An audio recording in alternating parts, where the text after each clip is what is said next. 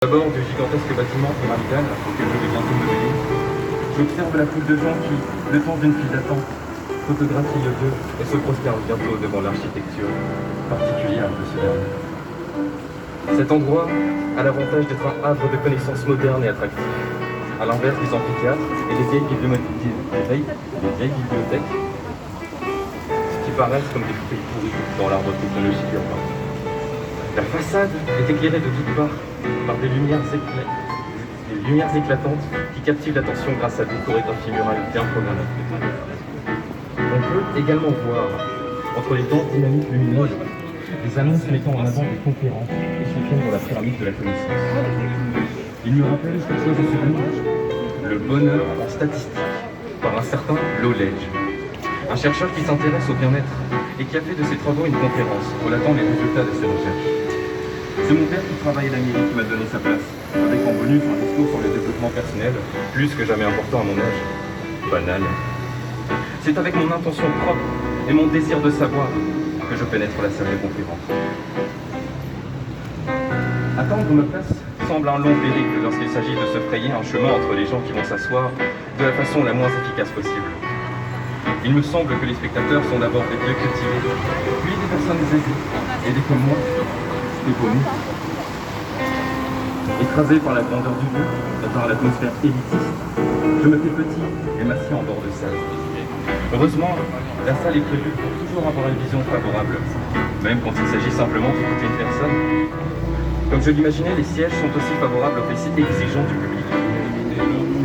Les gens sont assis, les derniers chuchotements en parasites s'éteignent, la salle éclairée aussi, la conférence débute.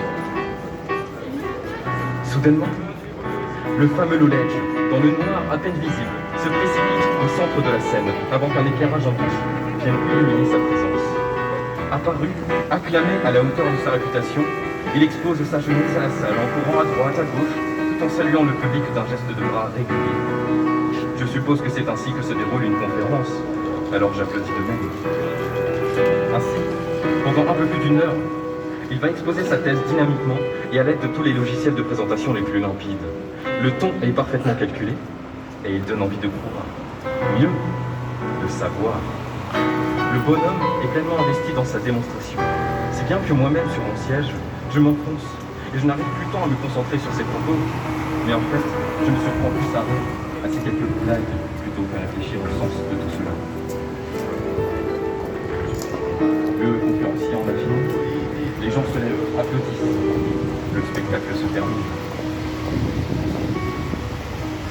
Sans transition, la salle se vide d'un coup, et je me retrouve en arrière-plan à l'extérieur, dos à la pyramide de la connaissance, sans avoir eu le temps d'y repenser un instant. Désormais, les gens se séparent devant le monument, sans prendre de dernières photos.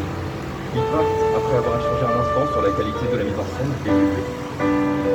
Je songe un instant en me retournant vers ce temple de savoir. Et je reconnais que je n'ai quasiment pris en repli les chiffres et les sources que ce Lowledge avançait.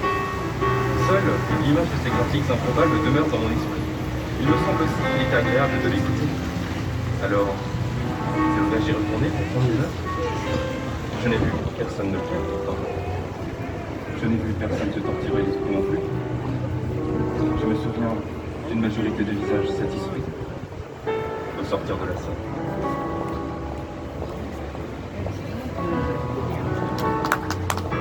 Merci. Pas mal de dire.